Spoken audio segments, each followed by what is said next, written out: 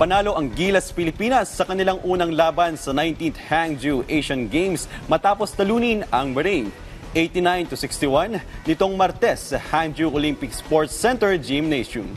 Ang detalye sa report ni Daryl Oclares ng PTV Sports. Rise and shine, Daryl.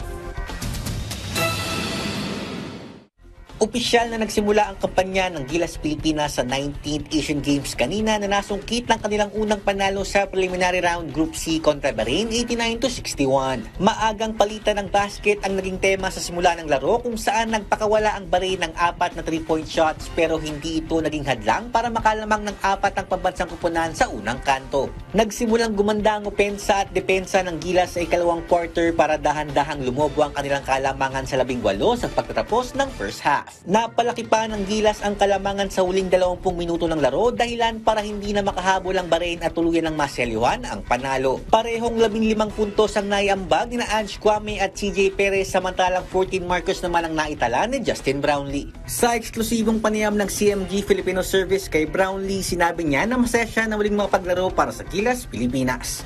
It feels great. I got a lot of love for the Philippines. I've been playing and living there for the past 7-8 years, so I got a lot of passion, a lot of love. So whenever it's time to come out here and represent the country and show the Filipino pride, I'm always up for that, and I'm always proud to do that.